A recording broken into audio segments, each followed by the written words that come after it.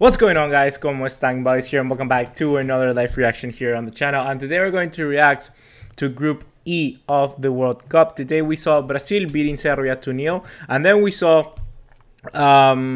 we saw Switzerland drawing with Costa Rica 2-2.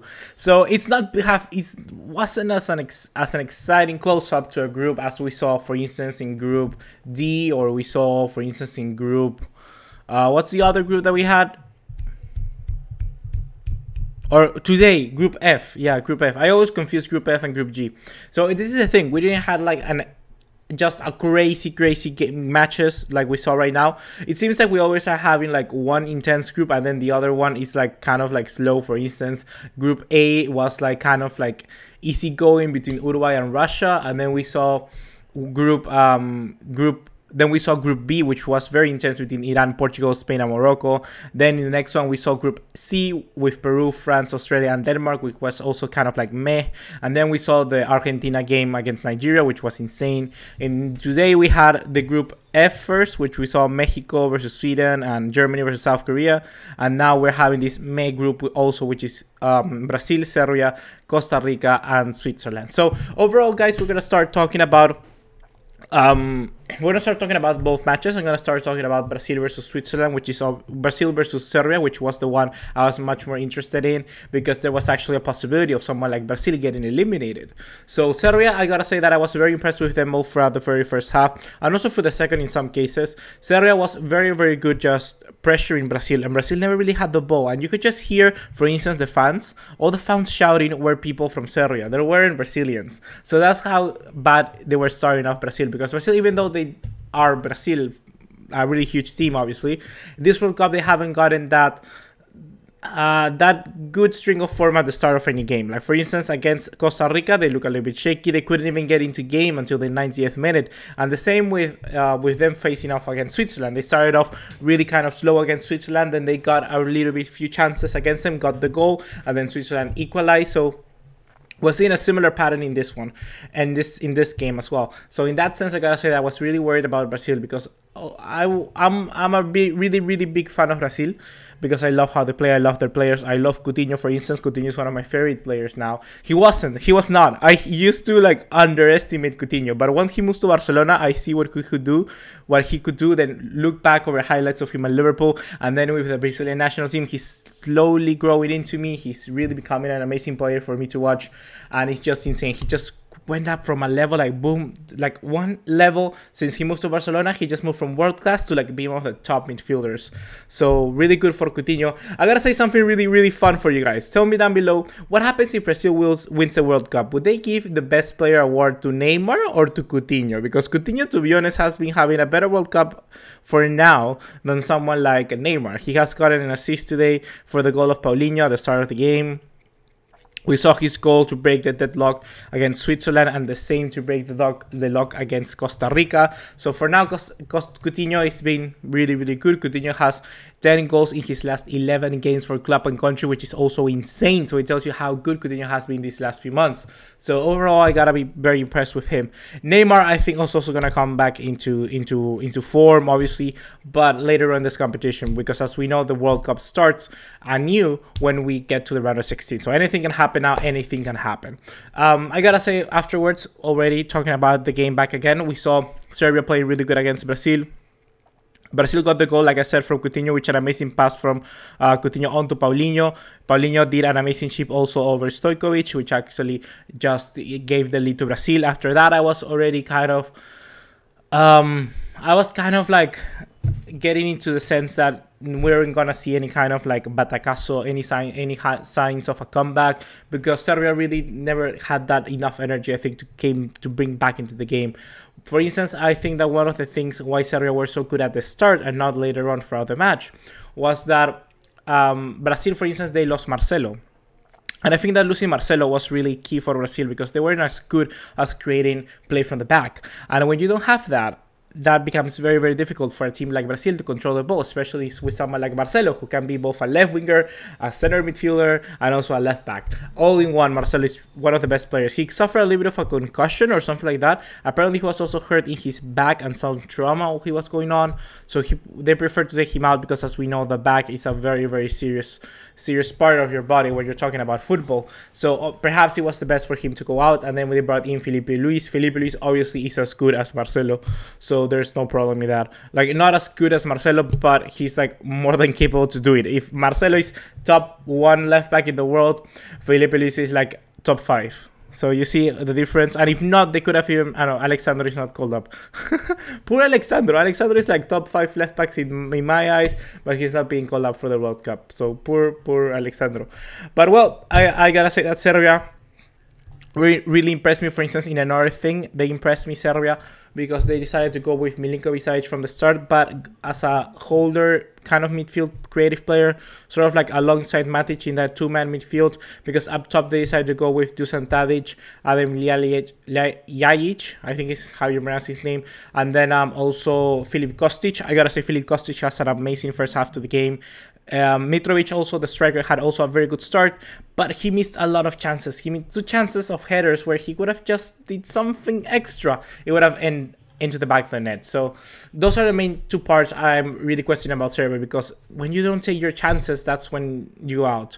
But overall, Brazil really were a little bit more superior than Serbia in this match, as it pains me to say, because although I'm a very big fan of some of the Serbian players, it's not enough of an argument to really fight against Brazil, because Brazil were good in this game after they got the first goal.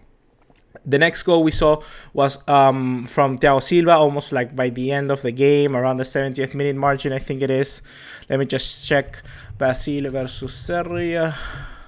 Yeah, it was in the 68th minute. And after that, Brazil just controlled the ball really, and Serbia just seemed to do not want to get goleado. They didn't want to lose by like 2 or 3 goals or more, because they were really more defensively. Although Serbia in that moment, it's really hard because you would need to beat Brazil. You would need to score 3 goals, and being Serbia, knowing you don't have that much firepower, certainly would have been a little bit of a problem. But I gotta say that Serbia really got it under control at the end, and there was not too much they could do, and Brazil just really dominated that game afterwards.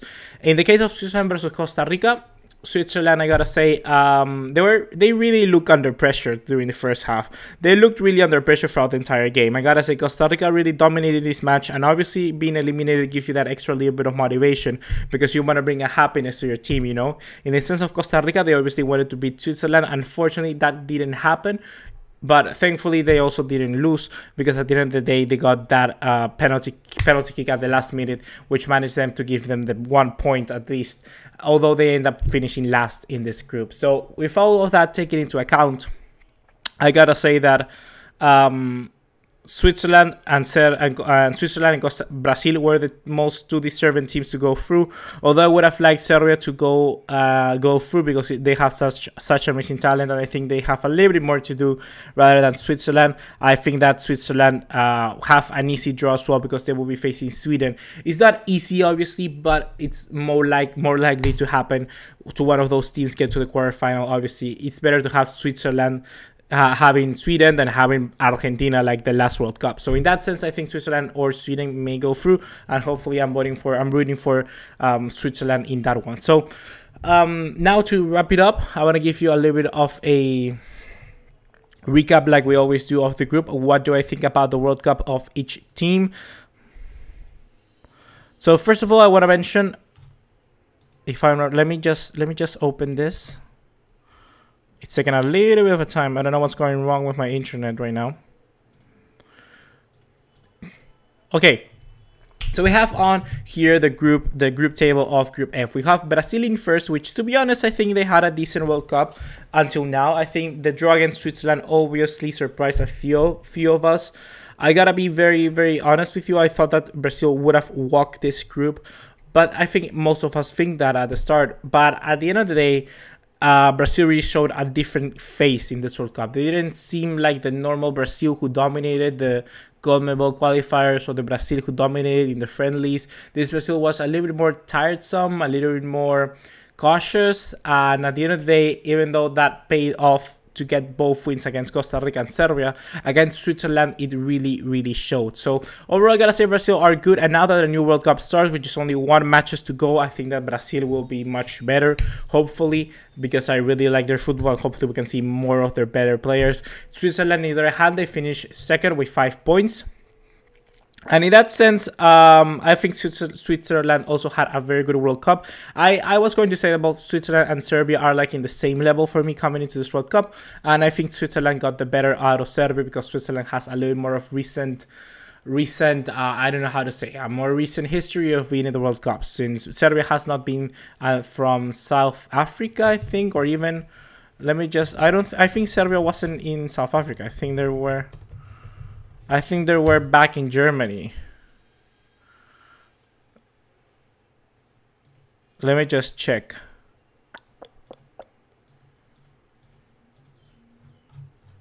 Let me just check.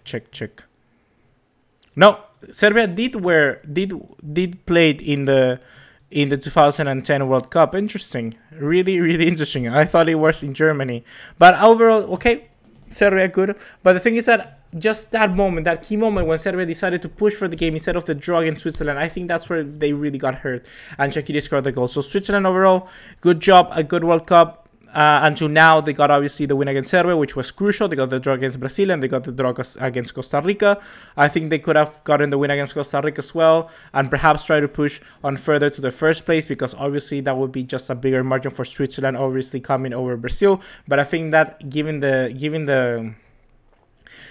the complications that happen in Group F, I think Switzerland will be more than happy to face on Sweden rather than Mexico in the round of 16. Serbia, on the other hand, I gotta say that Serbia were a little bit underwhelming for me. Obviously, I thought that Serbia would do a lot better in this World Cup. I really love their players, like I said.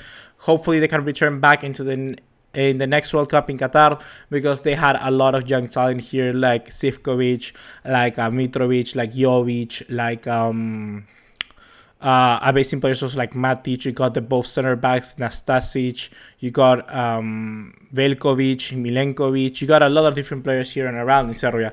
So hopefully Serbia can come back stronger for Qatar if they're the chance, destiny really holds that. So we're going to talk about more about the future, but for now it's really good that they got a little bit of experience coming to the World Cup. Obviously that game against Switzerland was the make or break point for both teams, and at the end of the day it really cost them, and Switzerland will most likely now obviously they got further than Serbia in this World Cup. So Serbia, I thought that just that match they could have done a little bit more better. Against Brazil they did as good as they could do, and against Costa Rica they got the job done. So good until now for Serbia. And then Costa Rica, I wasn't expecting too much of them. Like I said, Costa Rica, they really had, in my preview before, I talked about how Costa Rica had a really old generation. And that old generation, they really never transitioned in 4 years to this new World Cup. So most of their players will be like really tired and really old. And that really showed at the end of the day, they didn't have that same spark that they used to have before in the World Cup. Obviously, they had a much tougher group then. And I think that perhaps in this one, they weren't as motivated to perform as good as against these teams. I don't know really what happened, but obviously Costa Rica should have done a little bit more. I think they should have tried and win against at least one game against Switzerland or Serbia. Against Brazil, they were superb. They almost got the 1 point against them, but unfortunately that didn't happen. So overall, guys, I gotta say that I'm really surprised with... I'm not really that surprised, about what happens here in Group E.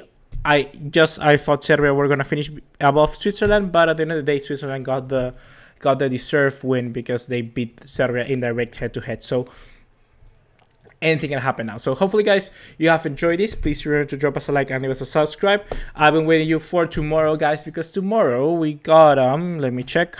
We got, if I'm not wrong, we start out with the group matches of. We start off with the matches of Group H, if I'm not wrong. And that is, we start out with that one. And we're going to start off with Senegal versus Colombia. And then we're going to have Japan versus Poland. And then later in the day, we're going to have England versus Belgium, which is a cracker game. And then Panama versus Tunis, which obviously you know which of the two matches I'm going to watch. And that's obviously going to be Inglaterra. Oh, not Inglaterra, England versus Belgium. So hopefully, guys, you have enjoyed thus far our content here on the channel. Please remember to drop us a like and leave us a subscribe. Turn on the bell notification icon and follow us on all other social media to keep up to date. See you in the next one. Take care. Ciao.